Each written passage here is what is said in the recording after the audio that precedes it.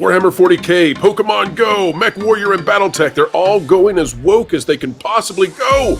Broke, they say. Please, please, please. Chasing after the path that was first forged by Star Wars. It's just funny that Kathleen Kennedy and Lucasfilm, well, they seem to have realized now that woke is a total joke.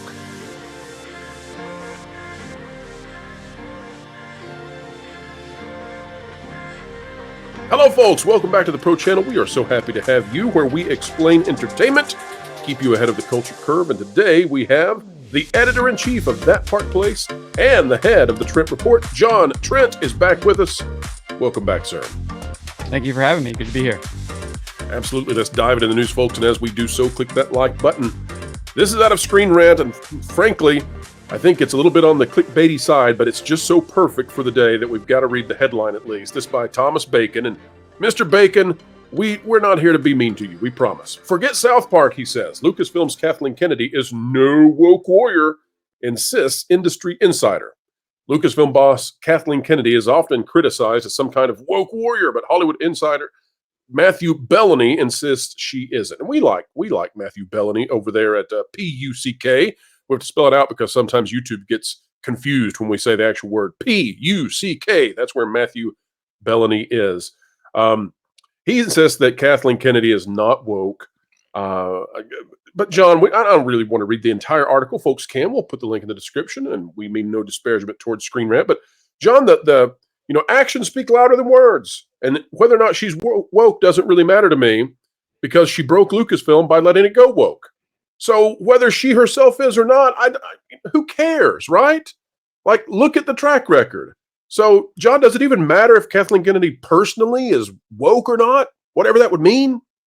Yeah, my initial reaction to this was, well, Star Wars is woke. She's the one who's making the final decisions. So she clearly is a woke warrior, whether or not she wants that title or not, or if she's actually an activist pushing for it. She's obviously acceding to the activists' whims. And I think that indeed makes her the woke warrior, given the fact that she is the leader of Lucasfilm. Absolutely. Now, John, the interesting thing to me is right now we are watching a world spiraling.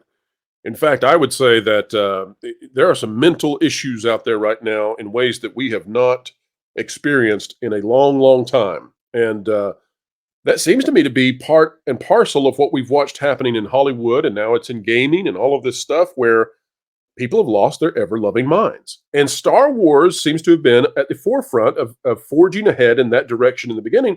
But I want to show you what some of these other companies are doing right now, and you'll know all about this. So, John, I want to show you what's going on with some of these other franchises that are chasing after Star Wars failure. They look at Star Wars as this beacon of absolute failure, and they say, "We'd like a piece of that, please." Take a look at this out of That Part Place, and you know all about this because you're the author. Warhammer 40K fan site attacks players as bigots for disliking female Adeptus.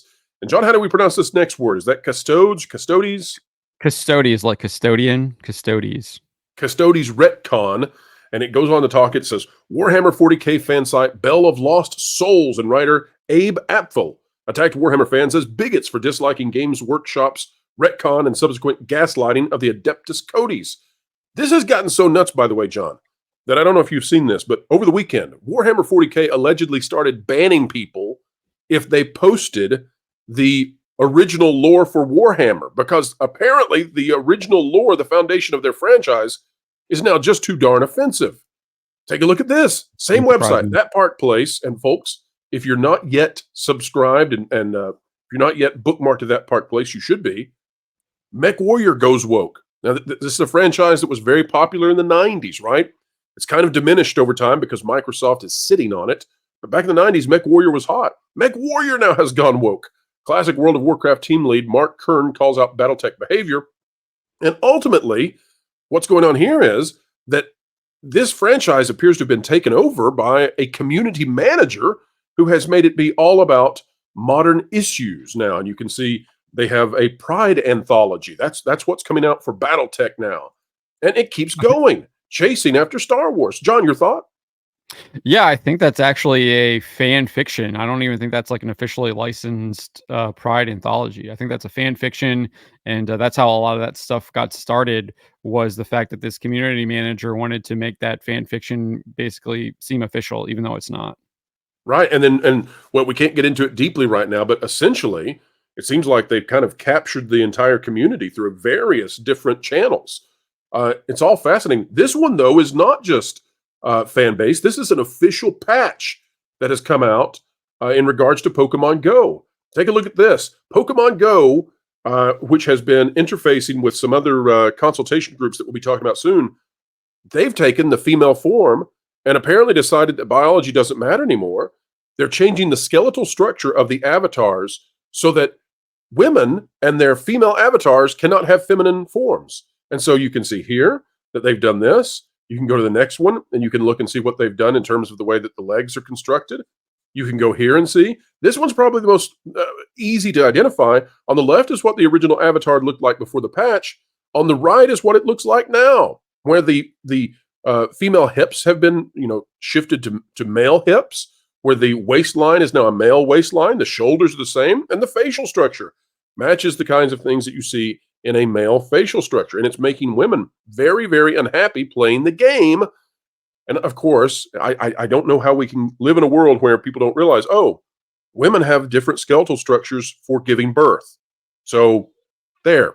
But that's where we're at. And it seems to me, John, that we're all chasing the failure of Star Wars as if it's this beacon, right? Where we had to transform this property into something that it wasn't.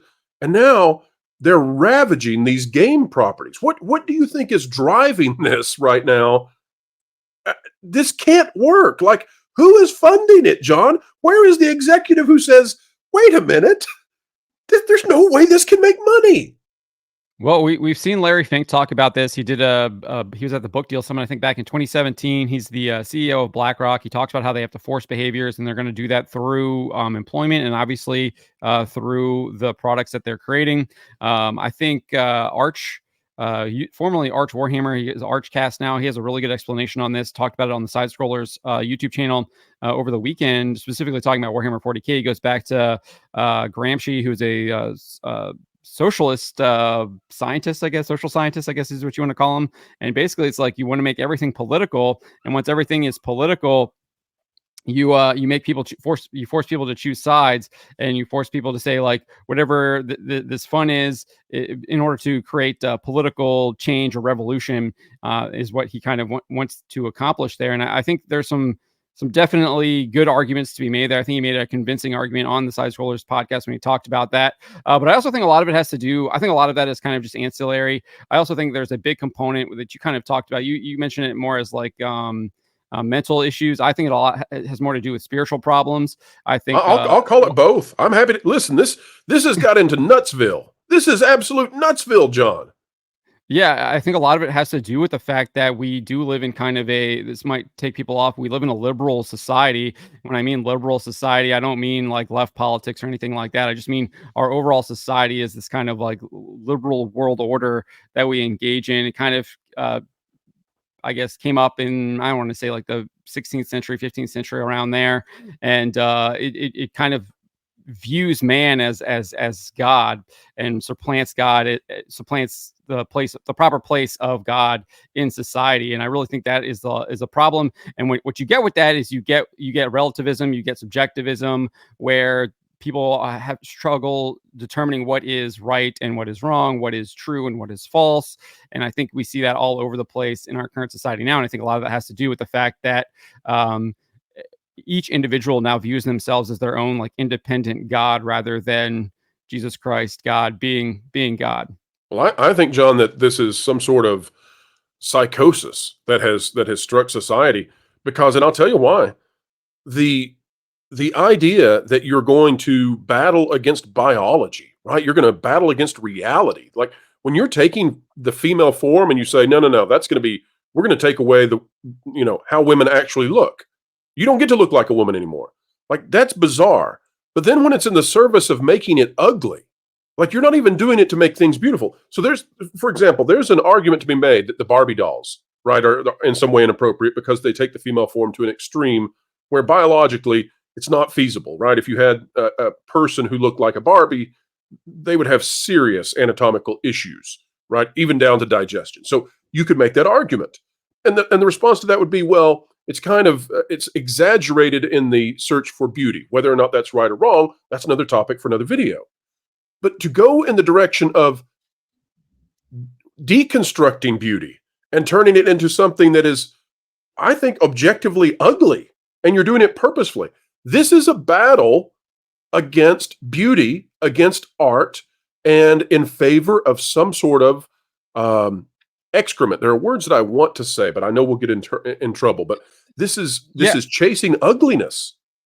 Yeah, novelist Brian Niemeyer talks about this a lot on his blog. He talks about how this is like a humiliation ritual that you're engaging in. So they make these changes, and that that are wrong. You know that they're like leading you astray. They're ugly. You don't like them. You realize what it is. But the humiliation part of it is that you accept it anyways, and you go on with it. And so now you've already accepted this thing. They can bring you down the ladder even further, bring you down the descent even further once you've accepted this. And that's kind of how that operates, because you know that it's wrong, but you accept it anyways, and you go along with it. And that's why it's humiliating. And well, here's what's shocking, John. So I understand that in a cult. I understand that in religious beliefs that have gone absolutely wacko. What's amazing to me is that money people are allowing this to happen. But John, go ahead and give me your final thoughts on Star Wars, and do you think that the premise is correct here, that even Star Wars has now realized that they've gone too far? Maybe somewhere the money folks have figured this out, perhaps. Well, I don't know if Star Wars has actually recognized that it's unsustainable. I mean, Matthew Belloni saying a rumor that Kathleen Kennedy doesn't view herself as a woke warrior. I don't know if I put a lot of weight into that. But I do think Star Wars is probably one of the most prominent franchises that definitely did embrace this stuff. We saw this going back to 2015 when Kathleen Kennedy said during a Fortune magazine women in entertainment, something like that, panel that she was at, conference that she was at, where that they were indeed injecting kind of this woke ideology into Star Wars. They were injecting feminism into Star Wars. And she made it a point that they were specifically trying to do that, and that the Walt Disney Company was the one that was encouraging them to do that as well. So I definitely feel like we saw that a lot play out within the Star Wars franchise for sure. Probably was indeed the biggest one that we've seen, because for all intents and purposes, Star Wars was the biggest franchise, I think, around until the Marvel Cinematic Universe kind of supplanted it. So I will agree with that assertion. And people see the playbook now. I mean, we see what these people do. They say they're making changes, and then they lie about it. They double down. It has nothing to do with actually being respectful for the lore, making something to lead people higher, to show them some new truth. It's all about kind of this political agenda and pushing the woke ideology in its various forms. That's right. If you're a money person out there, if you are someone involved in capitalism, you got to get rid of this stuff, and you got to get rid of it fast. You got to get rid of it fast. And John's exactly right. Star Wars was running parallel. A lot of folks think about Ghostbusters 2016, but in that planning phase, Star Wars was right there with them and getting ready to do what they have done. And wow, oh wow, has it destroyed so much. So folks, reaching out to you right now and saying, if you're out there and you want to make the world better, if you're a creative, let's create, let's make, because the world's going to need new heroes and new franchises, and you're just the kind of person to make them. John is doing his work. He's over at That Park Place. He's doing the Trent Report. He is covering all of this, bringing it into the light, and that's all we can ask him to do in this fight, to keep things aimed at what is beautiful and what is right. So John, thank you for being here today. Hope folks will go subscribe to you. And folks, we hope also you'll consider clicking the like button. Share, subscribe, click it, stick it to the algorithms, it's the notification bell, drop a comment down below. Let us know your thoughts, and we will continue to explain entertainment, keep you ahead of the culture curve, even as that curve, well, it doesn't exist on the feminine form anymore. Folks, wherever you are and whatever you're doing, keep learning, keep growing, and as always, keep having fun.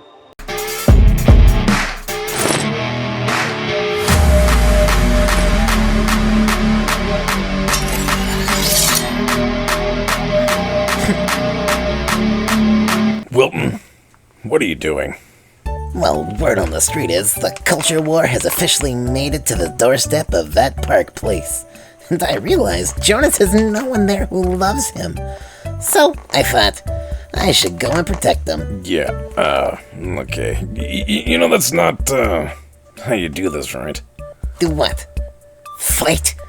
Don't worry, Floral. I will not be intimidated by a criminal threat. Threat? Wilton, don't be ridiculous. What does it matter to me? I have only one life to lose. I mean, I totally expected you to die walking into traffic, but, They may take our lives, but they'll never take our freedom! Okay, just stop. This is just nonsense. You already have one of the easiest and most effective tools and weapons at your fingertips. My axe? No. The truth. Stay smart and ready to tell and share the truth by keeping up to date with WDW Pro, That Park Place, as well as Valiant Renegade. Don't And do... Jonath? I mean, he does things with Vash, and that's not very reassuring. That's like putting two helpless chipmunks into a piranha pond. That's neither true nor accurate. Unlike the team from That Park Place. So sue me. Ugh.